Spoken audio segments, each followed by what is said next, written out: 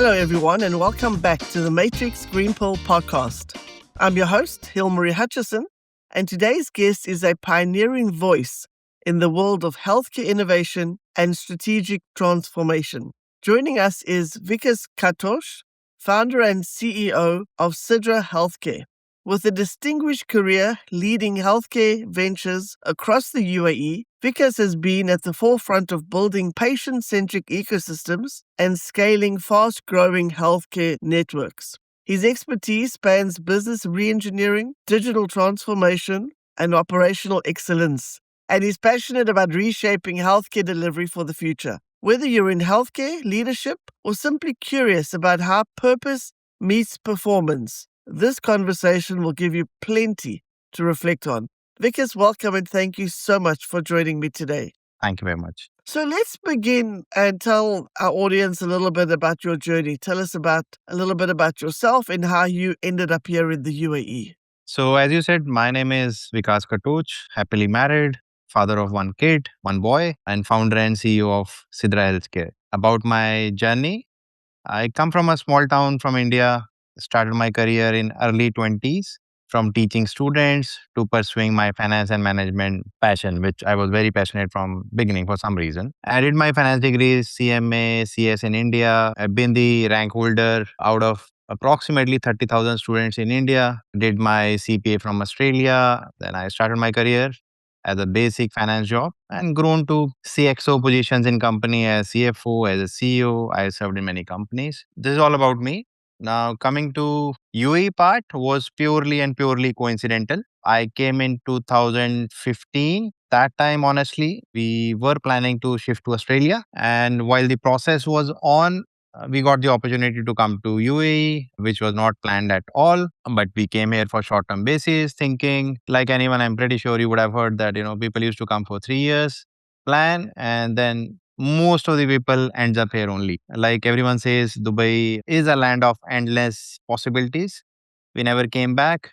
Dubai became a home. So this was more of an unplanned stint, but I think it was pretty much rewarding, joyful. As I said, it became a home.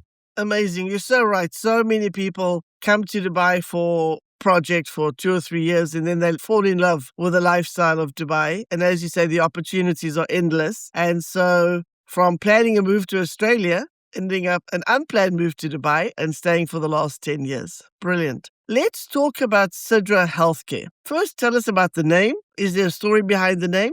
And what is Sidra Healthcare all about? So Sidra has beautiful meanings. On personal level, it starts with the same letter as my mother's name, which adds a special emotional connection. I've been raised by a single mother because my father was passed away just before I was born. That holds a very emotional connection for me. Otherwise, in Latin terms, it means like a star. Even in Arabic, it refers to a holy tree in heaven, which symbolize protection and blessings. From a business perspective, I've always wanted a short name, just like popular brands like Nike or Apple. So it ticks all the boxes for me. Personally, professionally, business wise, easy name, catchy name. So that's how we decided to stick to Sidra. Excellent. I love that you have a story behind the name and that it has that sentimental value for you because it's the S that starts with your mother's name, but also it means some good things. Star, blessings. And as you say, it's also catchy. So it does tick all the boxes. So why did you start Sidra Healthcare and what were some of the challenges that you faced along the way? I started my early stage of career in healthcare only. So I've been in healthcare for almost 2 decades now. So when I started Sidra Healthcare with a vision shaped by my 2 decades of experience in healthcare sector across various countries, my fundamental belief is that healthcare should not be limited to the walls of clinics and hospitals. It should be accessible to anyone and everyone, like anything else. You get your food at home, you get your delivery at home, you get your clothes at home. Why not healthcare? Why not primary healthcare? So that was my fundamental belief. And along the journey, I have encountered 3 significant challenges that we as Sidra are very passionate and passionately working to address those challenges. Number one, accessibility. Number two, affordability. And number three, personalized care. So if I tone down a little bit on these aspects, when I say accessibility means any patient, especially the elderly care, think for your patients, think for your grandparents, sorry, parents or grandparents, even the kids. Sometimes it's not easy to sit for longer hours, longer queues, waiting for the treatment. So we want that accessibility, that rather than you come to hospital, we come to you in case you need healthcare. When we say affordability, again, working in traditional healthcare settings like hospitals, labs, clinics, we always see that is always meant for, often focuses for acute care or chronic care rather than the continuous preventive care or a personalized care, and which in turn results for a higher cost, for a stress for the families. So our focus is, we don't want you to go to hospitals. We want you to remain healthy. And for that, our goal is to make sure that your health is intact. So you are not lending to acute care or chronic care. Rather, you focus more and more on preventive care, which I believe after COVID, everyone has realized the importance. Now, nobody needs to tell that, okay, why your health checkup is important, at least once in a year, for example. And the third thing is personalized care. Every patient is unique. Our approach centers around creating personalized care plans that caters to specific needs, specific preference of each patient. So whatever we do, we try to focus on tailored solutions, which not only improve the patient experience, but also leads to a better health. For example, I'll put it in a simpler terms. Now, if you keep checking your vitamin D levels sitting in UAE, which most of the people are having a deficiency, it's better to check on time, better to act on time rather than having continuous pills or injections or IV later. So we want to focus on personalized care. And as a founder, what excites me most when people come and say as a way of testimonials or reviews or a simple call. Just like yesterday, one of our clients, she just called me just to say thank you to my nurse. She said, I want yourself, your company to give a certificate to this nurse. Nobody needs that. Nobody asked for that. But that shows that, okay, something we are doing good for the society. That's amazing. It's so lovely to see when patients or clients recognize the good work that our team is doing without being asked to do that. Must give you such a good feeling. And of course, for your team member as well, that she's being recognized for the effort that she's put in. So the things that you're looking for and that you rooted Sidra on was accessibility, affordability, and personalized care. I know that Sidra Healthcare is known for its patient-centric model. What does that truly mean in practice, and how do you embed it into your organization's culture? So, like I said earlier, that one of our core values for Sidra Healthcare is personalized care. And we truly believe customer or any client is the king. That's the most important factor for any Sidra team member or even a founder. It is not just we say, it is practiced on daily basis. It's built in DNA of our Sidra team. And we have make sure that it is implemented on ground. Like you said, what does this mean in a truly sense or in a daily sense? So I'll tell you some of the examples which we have done. Even the basic things. When we started this company, we were doing a lot of lab tests. And then the people came to us, the client came to us, that guys, good, you are coming to my home. Good, you are giving me results on time. Good, you are proactive. But what about my doctor who will explain me with this all these results? I'm not the one who can understand this. I'm not the one who wants to Google and trace all this. So we implemented a system, and every client who have done the lab test with us gets a free complimentary doctor consultation session of 15 to 20 minutes, wherein doctor goes on the call, explain them or explain him or her about the deficiency, if any. If not, doctor recommends the plan, which in turns embed the trust between us and the client, that it is not just the transactional care, it's emotional care. We want to make sure that you are heard of, you are taken care of, right? So that's one of the example. If I take another example, since patient satisfaction is a paramount importance for us, we offered a clear refund policy for services that do not meet expectations. For example, you did some testing with us and your report was late. For some reason, you are away from the country and you couldn't utilize that, the procedure, whatever you had done. In those cases, we have clearly told our team, in this case, if our quality team finds that we were at a fault for some reason, even the report was delayed, but it is now not useful, clear cut refund is given to the customers. Is it healthy financially? No. But long-term basis, yes, it builds the trust that whatever we say, it's not just for saying, we do it. That's another example. So there are so many examples. Even the most important thing, I come to the office every day. The first job for me is to check my customer reviews, because that is not given by my team. That is not what I believe. That is not what is my perception. This is what the reality is. So if you go to Google, we have got, I think, around 4.9 star rating, or rather 4.9 plus Google star rating for almost or more than 1,000 reviews. which speaks about patient-centric approach. And we keep doing few things for the community, like health checkup camps on regular basis in the society, for the society, which at least clearly tells us that, okay, guys, whatever we say, we do, and whatever we do as per whatever we say. So that's the core belief that we are focused. We will remain focused for patient-centric approach. So I love that, as you say, it's the proof is in the pudding, right? If looking at your reviews from your patients, from your clients, that tells the story.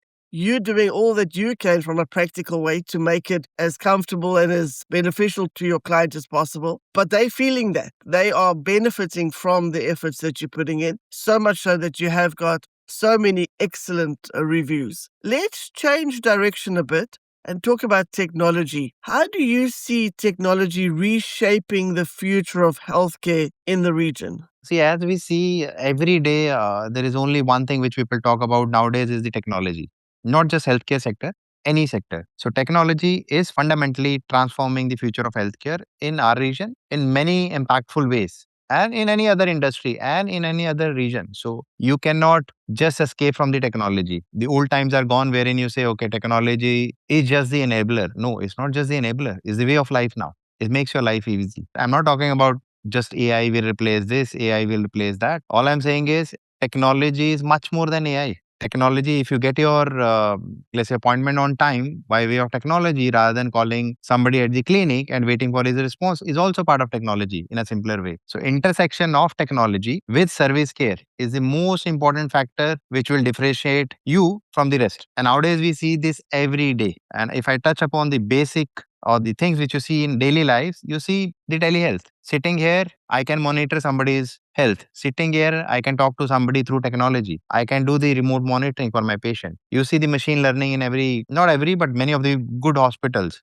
You see the robotics in surgical field. Instead of surgeons, surgeons themselves are taking the field, taking the assistance of a robotics for the precision. You see the medicines. Medicine, even in UAE, are dispensed by the robots in many of the facilities. Even at a government level, at healthcare authorities level, you see the electronics records are all centralized now in Dubai and in UAE, which means like any Western country, if there is a record of Vikas in any of the facilities, government have this centralized record which can be utilized for better outcomes. So it is not based on somebody's personal data of any hospital. Now it is backed with the data. So the data driven decision making can be done at a government level, at a country level to improve the overall health outcomes for the society. I see every day it is happening. It's not far. So technology, yes, it is reshaping the future of healthcare like any other industry. And as you say, technology is a way of life now. It's not optional. It's central to everything that we do.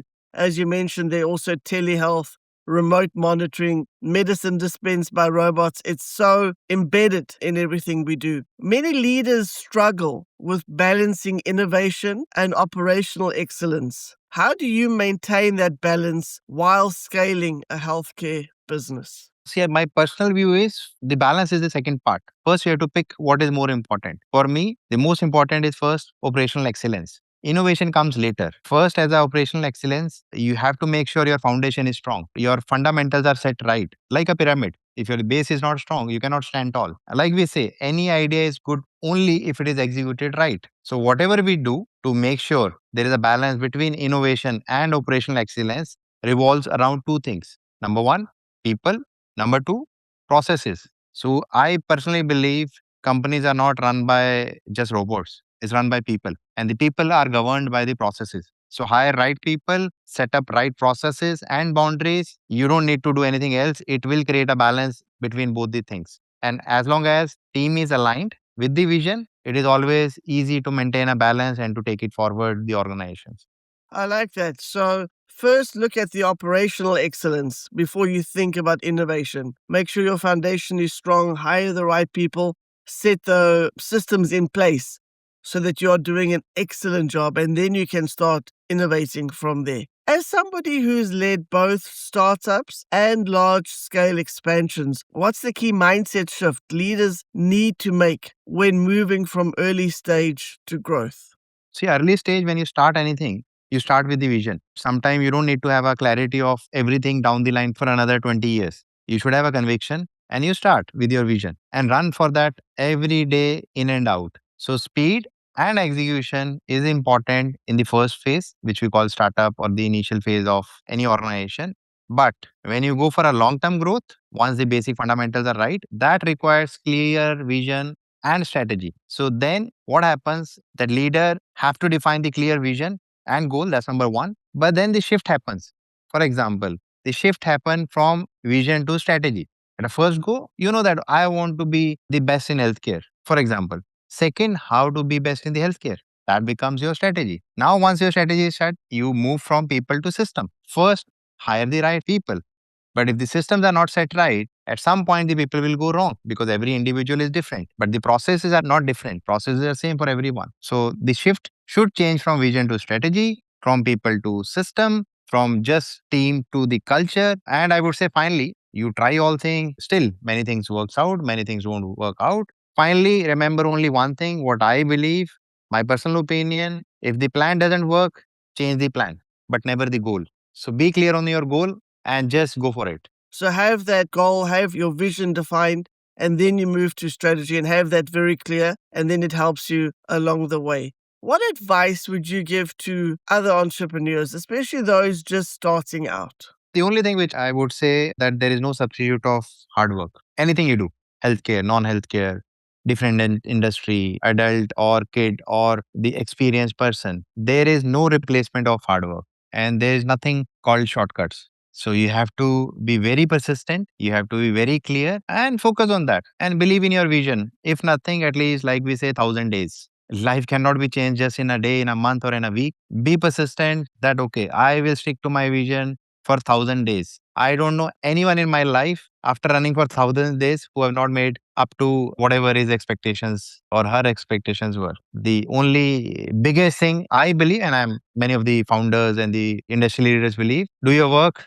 and there is no smart work before hard work. Excellent advice. So there's no substitute for hard work. There's no shortcuts. You need to be persistent. I like this idea of 1,000 days. If you do one little thing every day, in 1,000 days, things would have changed. Things would have shifted. Looking forward, are there any projects or plans that you're excited about for 2026 and beyond? We are very excited about putting up new technologies, going to the different regions. Currently, we operate in predominantly in Dubai and Sharjah. We will be moving to another Emirates. We are putting up some new products, working with the insurance companies to deliver the better outcomes. We are looking to open a new pharmacy, new lab, and new clinic also. So there are some plans which we have tied up to the quarter by quarter, month by month, week by week, day by day. But the whole idea is to grow onwards and upwards, whatever it takes, with the clear thing in the mind that customer is the most important thing for us. So whatever customer needs, we will keep doing our best to ensure we deliver the best. Excellent. Some exciting things ahead. Moving into a whole new emirate. That's a big goal, a big something really exciting to look forward to for later on in this year. Now we've come to the segment of our show where I will ask you some rapid fire questions, our version of a game show. Are you ready? I'm not sure I'm ready, but let's go. One leadership principle you live by. Be agile. A book or podcast that has inspired you. See, I'm not a big fan of book or podcast. I am more of a real-time experience. So I see every day as a new book or a new podcast for my life. What is a myth in the healthcare industry? That Google is the best doctor. What motivates you on tough days? My family. And one word to describe the future of healthcare. Client-focused approach. What is one thing that you do every day, no matter how busy you get? Be happy all the times. Lovely. Well, thank you for playing along. That was easy enough. Now I would like to ask you our signature green pill question. Could you share an inspiring or life-changing experience that you have gone through, your green pill moment? There are many moments in my life, or rather few moments in the life, which I can recall as inspiring or a life-changing experience. Honestly, I feel fortunate that I don't have to wait or I didn't have to wait for a specific life-changing moment. Like I said, growing up, I faced tough times since my father was passed away just before I was born. So I've been raised by a single mother who has always been the biggest motivation or inspiration for me. So my everyday experience have shaped me and reinforced my belief in perseverance and dedication. But yes, Like I said, there were few key moments that definitely were the life-changing. For example, being recruited in India out of 30,000 students, or getting married to the beautiful soul, my wife Pooja, who is always standing next in my any phase of my life, or even coming to the UAE, where all my dreams came true. However, my true green pill moment came from witnessing my mother raising us while standing tall against all the odds. So I learned from her only. Like I said, there is no substitute of hard work. So my life changing moment was my seeing my mother raising us and standing tall. So she had a huge impact on your life, and she had no choice. Your father had passed away. So she just had to step up and provide for you and your siblings. And she was the one who showed you what hard work means. And that's why you've carried that on in your own life. Well, thank you for sharing that very personal green pill moment with us. Thank you also for this insightful conversation today. Your journey shows what's possible when visionary thinking meets disciplined execution. Just that one step every day for 1,000 steps. I love it. Before we wrap up, where can our listeners connect with you or learn more about Sidra Healthcare? You can visit, or anyone can visit, on sidrasc.com, www.sidrasc.com, or we have a toll-free number, 800 Sidra, or else I am available anytime, every time, for anything. Lovely. Thank you so much. And to our listeners, thank you for joining us for this episode of the Matrix Green Pill podcast. If this episode resonated with you, please follow and leave us a 5-star review. Your support helps us bring these powerful conversations to more listeners. Until next time, stay curious, stay bold, and don't stop building what matters. If you enjoy our conversations, please like and subscribe. See you next Wednesday.